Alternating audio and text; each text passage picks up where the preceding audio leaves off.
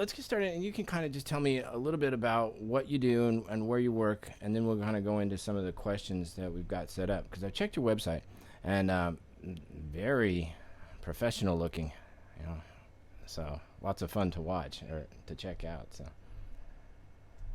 So anyway, what do you do with education and consulting? Yeah, I am the CEO and founder of Global Social Media Marketing LLC, Mm-hmm. and it is a social media marketing and education technology company.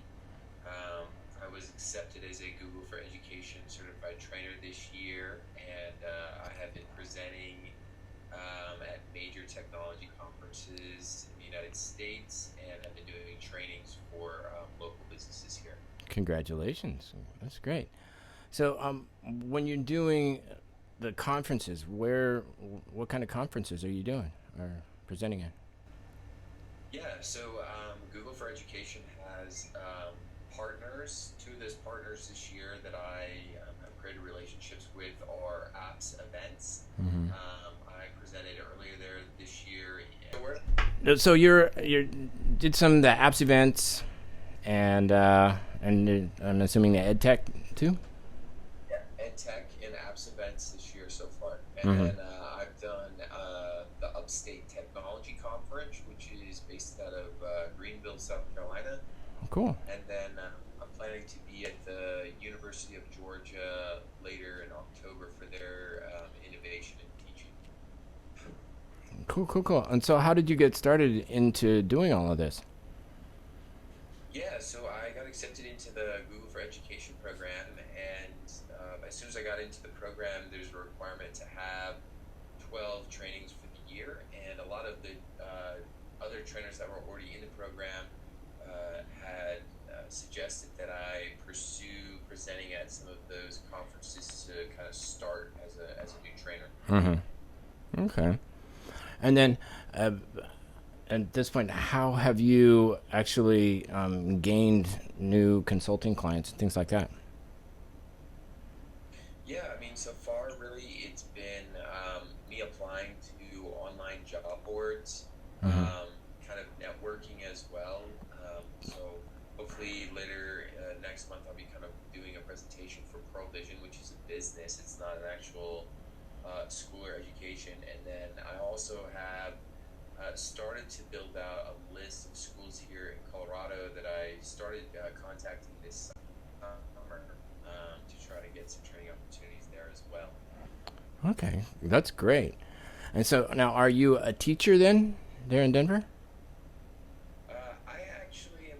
I may be here soon. I might be a ESL teacher Mm-hmm. online, but currently, no, I'm not a teacher with the public school system in Colorado. Okay. All right.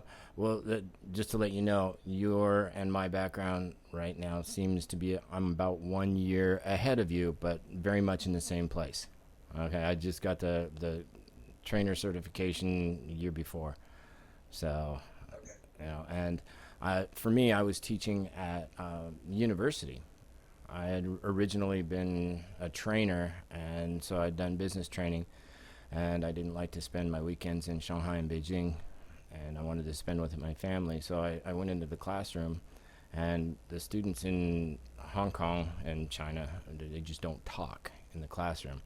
So I started using some of the Google stuff in the classroom, and it worked wonderfully well. And so then I started taking it outside of the classroom into local businesses and stuff, similar to what you're doing. So, so now, how do you create visibility for yourself? I know you So got the a. website is definitely Mm-hmm. the number one way someone can find out about me. You hopefully mentioned you took the time to look at it. Mm-hmm. Also in the Google for Education Certified Trainer directory, I've been building out my social media channels as well for my company this year. Just I have a YouTube channel where I've been streaming some of my training presentations this year, Awesome. and then just kind of paying attention to that Google group for any opportunities that come through, such as this one. Yeah. Okay. So now, with your social media, things like that, how well have you found that they're working? Yeah, I mean, for training opportunities right now, I don't think they are necessarily landing me any training. The best benefit that I've gotten with social media so far is probably just brand awareness Mm-hmm. with other trainers and while I'm at the conferences. So I'll send out a tweet and then that might get picked up by another trainer or someone at the conference and then people know who I am that way. Mm-hmm. So a lot of me kind of getting my name out there, but it hasn't correlated to training Mm-hmm. opportunities. Though when you are at those conferences, when you tell everybody go here, then they can see who you are and what you're doing. I found that that's been quite useful. Okay. So now, are you doing any writing or publishing for, I mean, either in social media or for conferences or for journals or anything? No publications of the conferences. Like I said, I've been doing videos. Mm-hmm.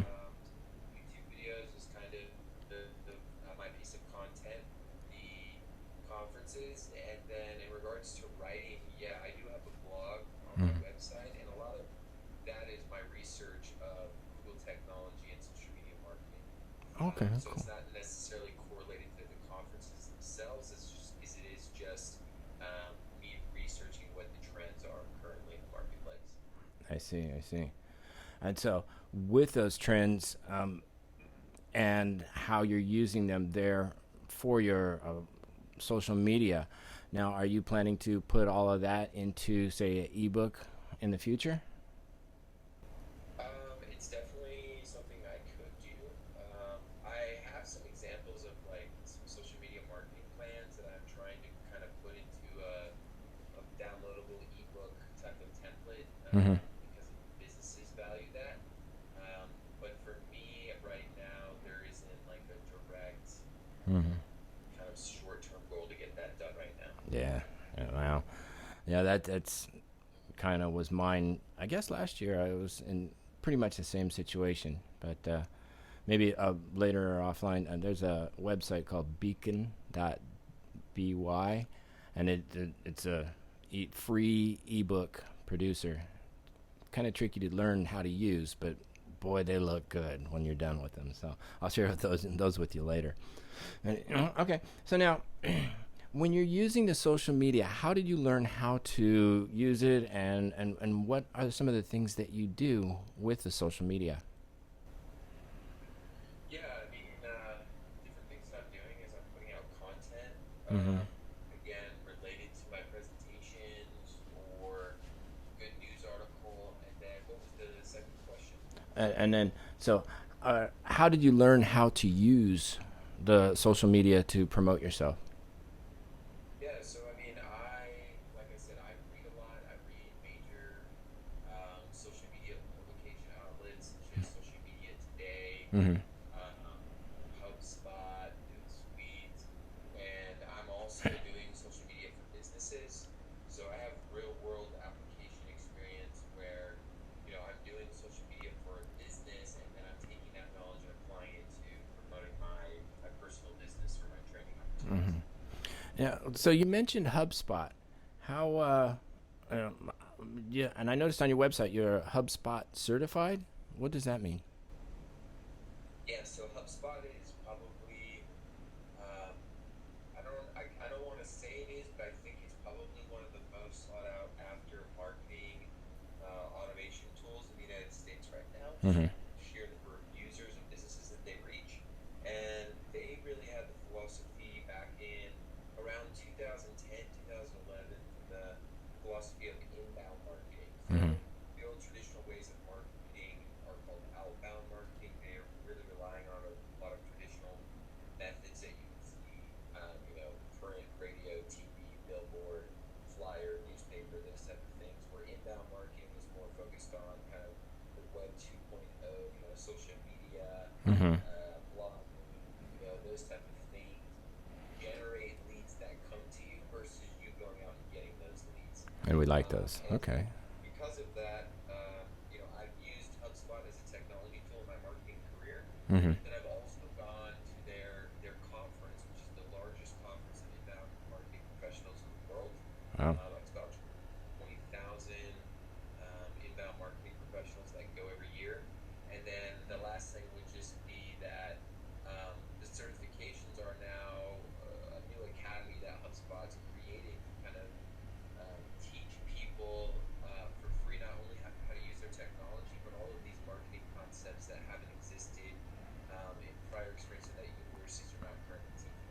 Mm-hmm. Okay.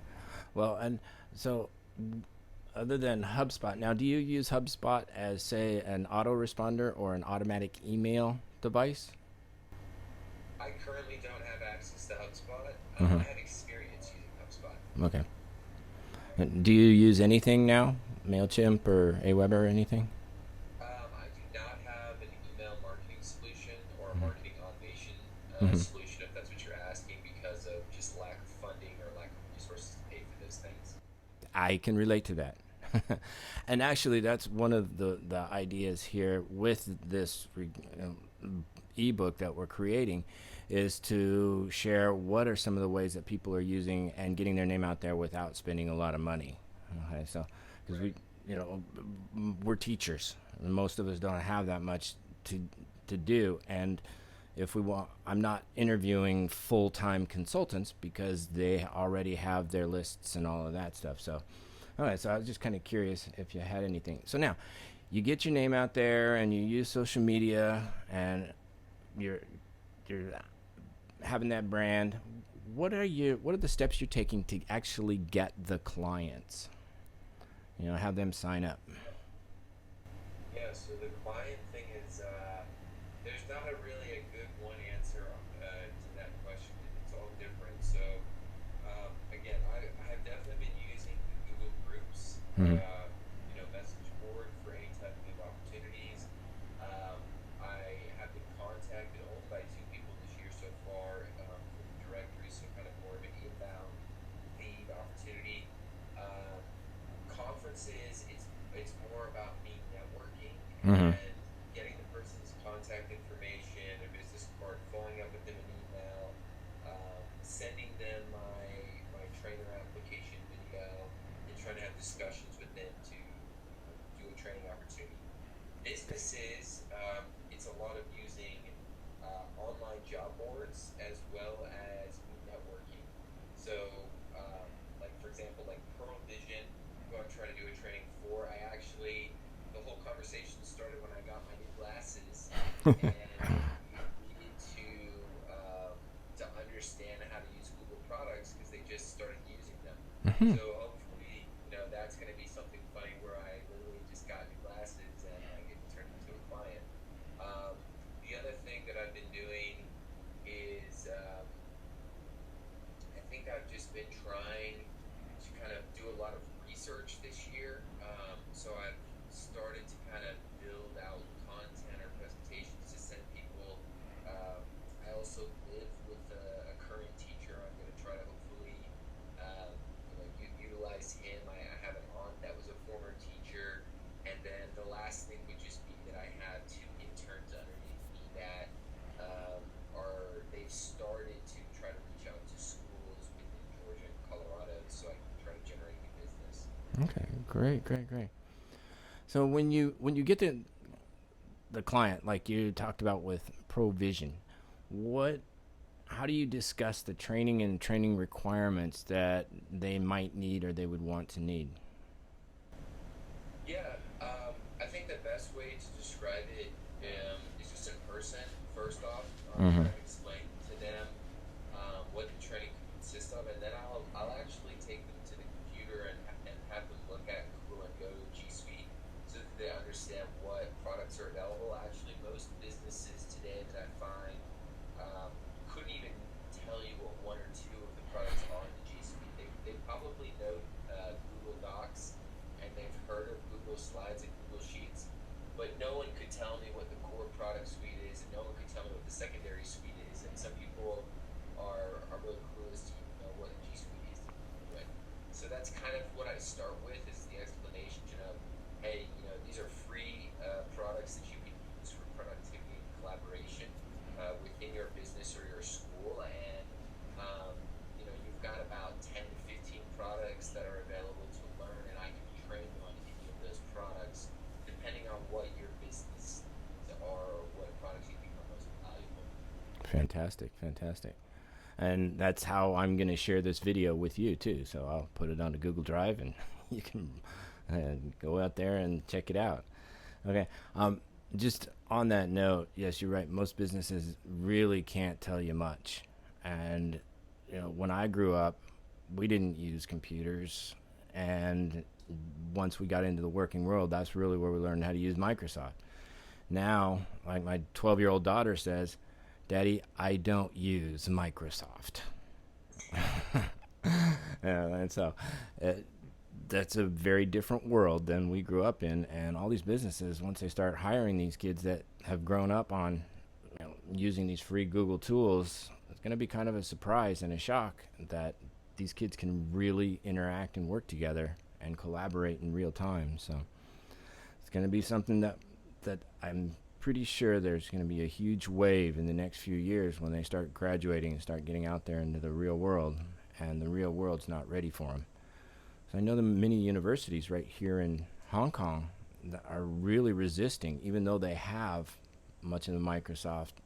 Most of the professors are still, I'm using I'm using Microsoft, not using the Google tools that we have for free. So anyway, all right. So when you get a client, you've discussed some training requirements. How do you arrange fees for them? How do you discuss that fees? Because that's usually a difficult one. Yeah, it's definitely difficult to discuss the fees. So far, there's not a good answer, and it's something that I've been researching this year. I kind of started with other Google trainers. I reached out to some of them and got some pricing, just to kind of benchmark what they were charging with. Mm-hmm. Definitely see the pricing and the fees that I'm charging on my website. If you just go to my services tab, Mm-hmm. you'll see how I tried to structure it. However, I found um, in my current kind of newest state as a trainer, those fees or pricings are not being well accepted so far. So Mm-hmm. I'm having to reduce those prices. A lot of negotiation. Um, there was an example, for example, this year with Montana State Libraries, where they have a very specific school budget that they have from the government, and that was kind of what the budget was. It wasn't anything that I could kind of wiggle on. So to answer your question, there is not a correct way of how I structure the fees right now. It's all over the place. Mm-hmm. Well, that's okay. Now, and you mentioned your website a couple times, and I will mention it for you again. Globalsocialmediamarketing.com. Okay, so everybody get that for Benjamin. That's why we're doing this. It's not just for fun, but it's actually giving people examples. And thank you for sharing those examples with our viewers and our readers in the future.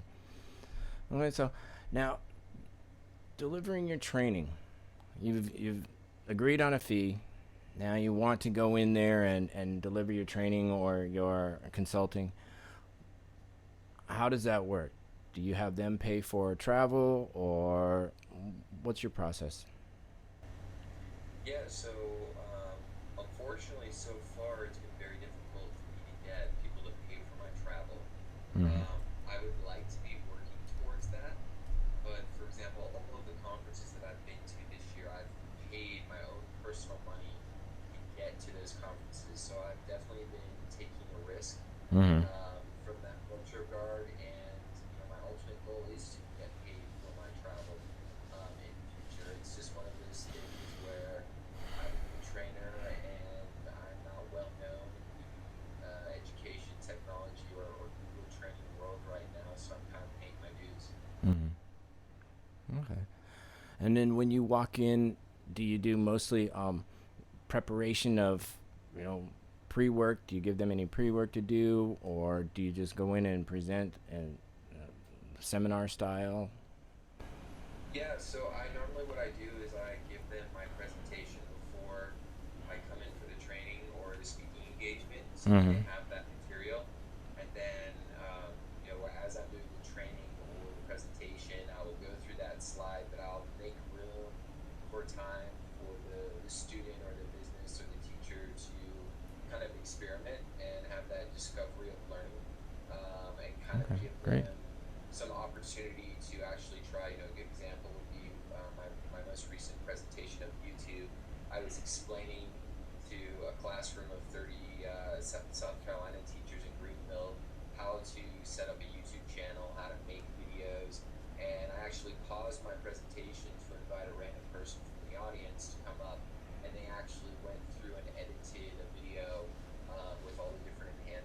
the spot without having any prior knowledge of how to do those things on YouTube. Fantastic, fantastic. And what's your YouTube channel? My YouTube channel right now is Benjamin Kepner, Okay. so just my first name and last name. I'm hoping as time goes on later this year, I'm going to be transferring it to a brand account that will be under the Global Social Media Marketing brand. Okay. Okay. Well, that's great. So now, when you deliver the training, you've taught what you've been asked to teach or agreed to teach, and after the training, how do you follow up? And what kind of do you do? Suggested courses to follow up or suggested learning for the attendees? Yeah, so um, usually I always try to ask for feedback. Mm-hmm. That's been super valuable as a trainer. I think that's for me from my actual doing the training, like the in persons. I think that's the most valuable thing I'm getting from the people that I'm training with. That Mm-hmm. it helps me adjust my presentations, and it teaches me, what I could have done better or better, teaching methodologies. Um, and then as far as like a follow up goes with them after that feedback, I always put all of my presentations on my website so that they have access to those resources at any time. I also try to reach out to whoever the business or the conference was that I presented for. I thank them for the opportunity, and I send them actually the YouTube video that I've been doing recently of all of my trainings and presentations. They have that video of the actual live presentation on top of the actual PowerPoint presentation. So added value for them. Yeah, definitely. I've been trying to have some of these other businesses or conferences upload the videos to their YouTube channels, but I haven't been successful in doing that yet. Mm-hmm. You see the big kids, someone like Gary V, who even if he does make a presentation at some conference, he will upload the video on his own YouTube channel anyway. So okay. So now, once you finished, you see some opportunities during the training. People raise questions or they have comments. Do you ever come up with recommended additional training or consulting?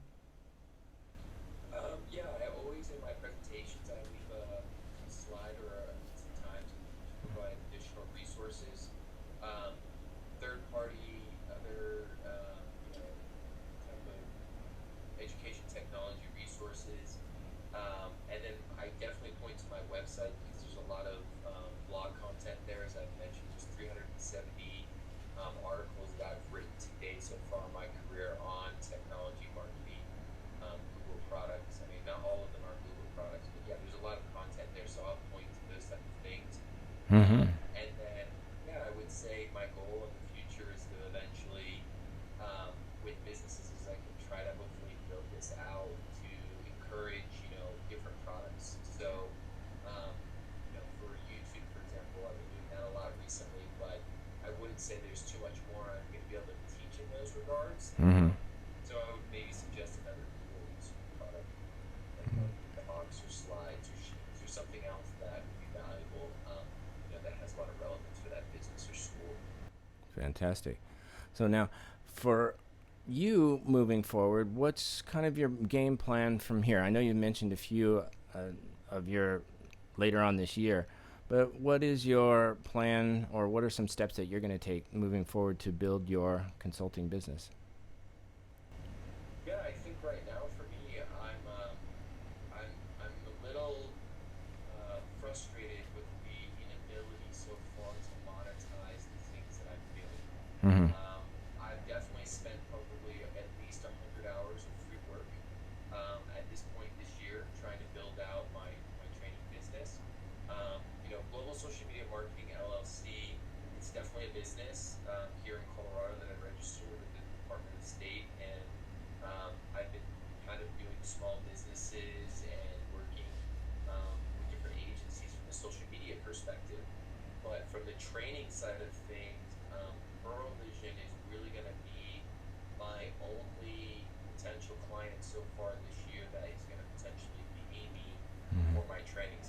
conferences so far, they are unwilling to pay me because I haven't been a trainer for more than a year. I haven't spoken at their presentations in prior years, and some of the people that are being featured speakers that are getting paid have been presenting for upwards of 5 to 10 years. Yeah, yeah, that's true. All right, and then when my questions are you would you consider doing something like a Udemy or a lynda.com where you're created one of your courses and put it up online? From what I hear, they don't make that much money from those unless you have, of course, unless you have a couple of 100,000 people who take your course. But they do it more for the experience and the visibility. Have you ever thought about doing something like that? Yeah, no, definitely.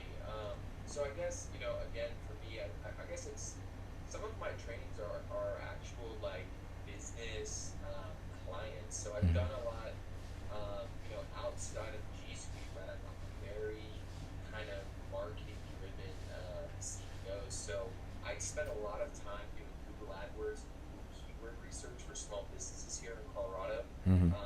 I've been able to flip probably about 10 of those different projects and gotten paid for all of them. But those aren't necessarily trainings, as it's more me doing marketing work for them and then explaining what it is. Mm-hmm. I'm not really teaching them how to use Google AdWords. I'm not teaching them how to use, the keyword planner. One of my goals as a trainer this year, before I submitted my application, was to create an online course.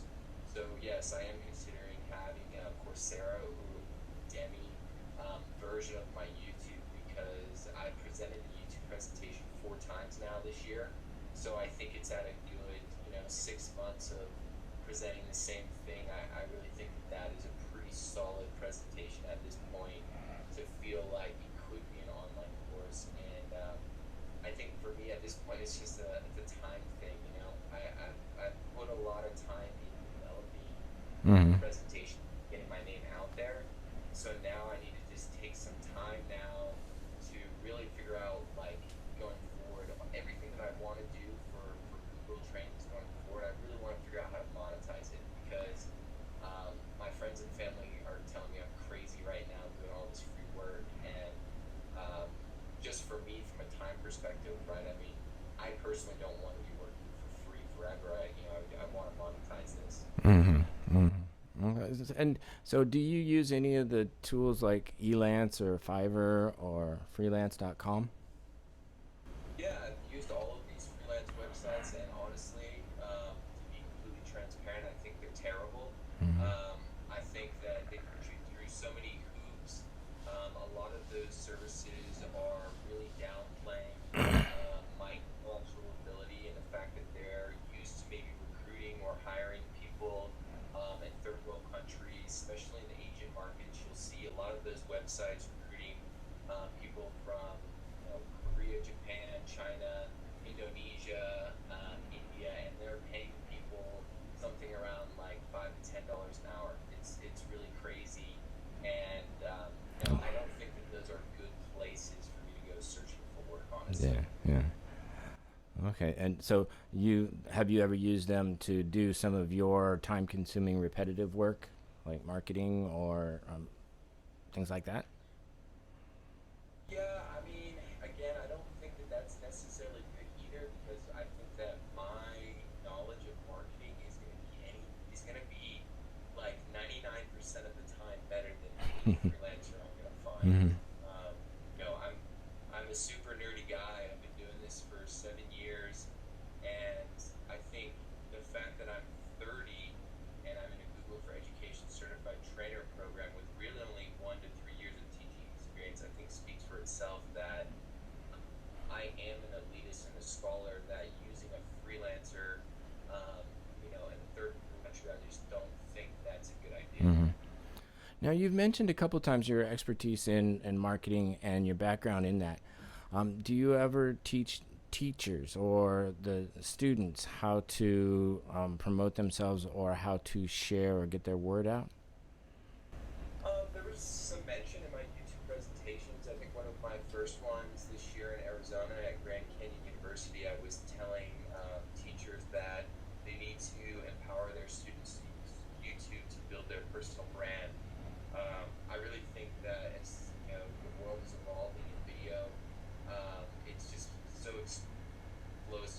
things that YouTube is achieving these days is incredible. Mm-hmm. So I think that students need to leverage the power of YouTube going forward to build their personal brand, to help them get jobs, and really create, something like a video resume or something that tells the story of their qualifications as they get into this kind of Mm-hmm. video explosive road.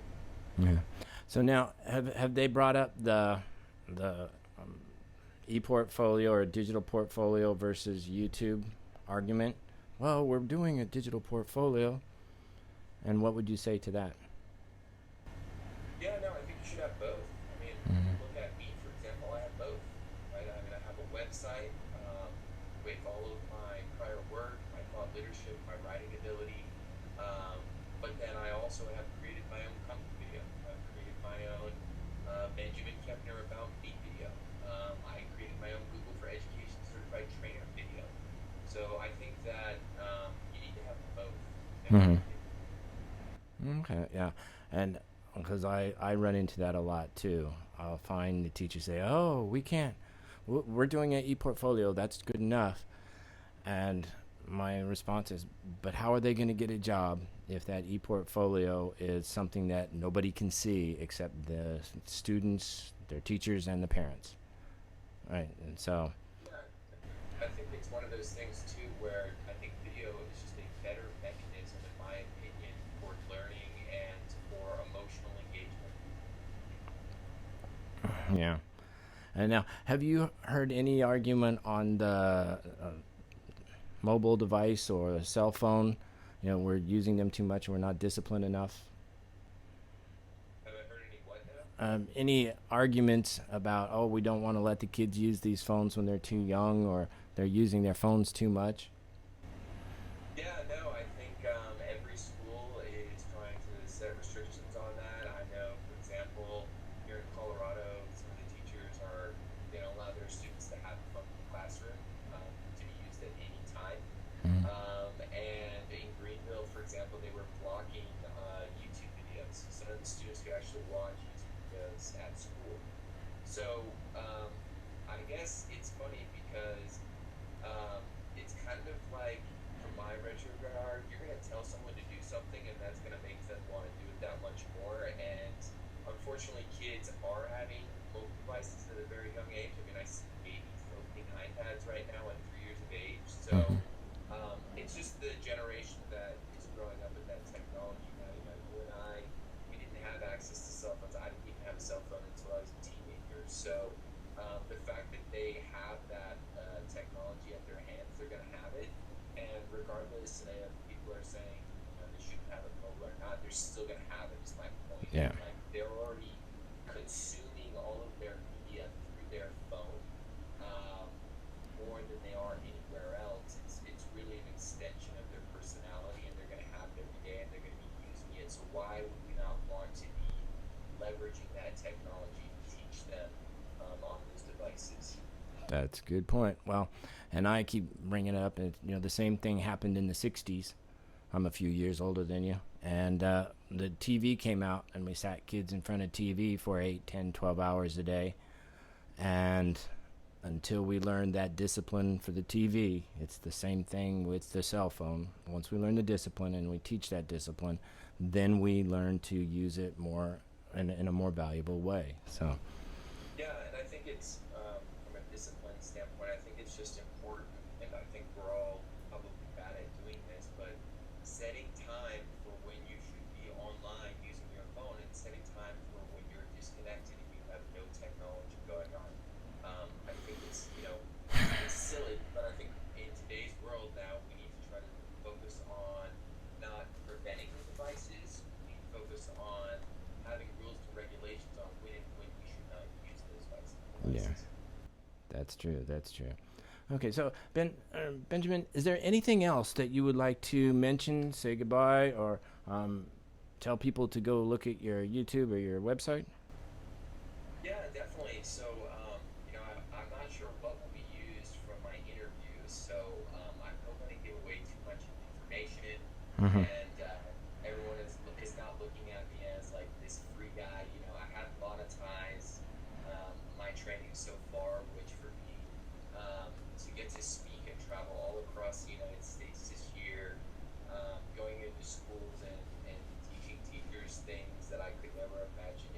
It's Mm-hmm. been an amazing ride so far this year, and I would just say that I'm always available for anyone that's looking to help their school with Google technology products, help their school become more innovative with STEM learning and technology, and as well as with businesses as well. I think the whole Google for Education program is an amazing program that should apply not only for universities, schools, community colleges, but also for local businesses on how to help people get the skills that they need in today's economy and also help their business or school become more productive and efficient in the way that they're teaching their employees or students to grow within their company. Okay. All right. Well, in that case, thank you very much, Benjamin, for your time.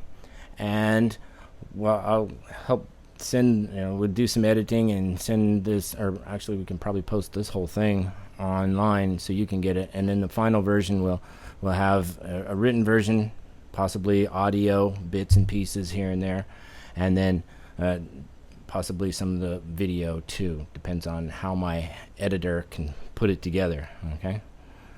Sure, Okay. yeah, and if you don't mind, can I ask you a question Sure. Go. right here?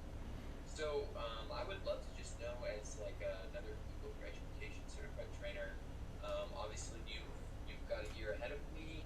I'm sure you've given a bunch more presentations. I'd love to just know how you have been able to monetize the program. I think that's something that all of the trainers are trying to figure out. And Yeah. Well, very similar to you. How to monetize the actual training, and some of my questions about your social media and how are you getting the word out. There's a couple guys here in Asia that are focusing on the social media as for two things. One is to get their name out, and two is to monetize selling videos, selling ebooks, selling their training, so that that can help build their brand as well as bring in that passive income while they are working on the face-to-face training. And so that's really where I've been focusing also, and doing the gig thing. I'm here in Asia. I've been lucky to get bigger gigs, for long periods of time to help set up training and education programs here at some of the universities. So that's been a lot of what I've been doing. to the ebook tonight. Well, here, let me put this. Okay, so the website is, and this is a free ebook. So Okay. beacon.by. Just go check it out. It's free. I pay for the $10 version so I can get rid of the watermark, and you've got a little bit more. But $10 a month, not a bad price.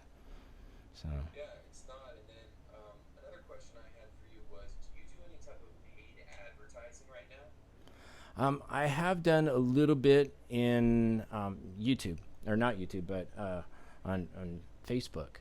And the reason more on Facebook than anything else is just to do split testing. So I can split test a couple different versions of an ad, so I can get the language that sells better, or the language that's more attractive for those click throughs. That's mostly it, Okay. because it's pretty Yeah. cheap. So, So are you getting training opportunities through Facebook right now? no, no. I've gotten a lot of nibbles and a lot of click through, obviously, to check it out, but nothing's really come to fruition. So, Okay. but the So you're seeing conversions come from ebooks. yeah, yeah, yeah, the ebooks, yes, definitely. So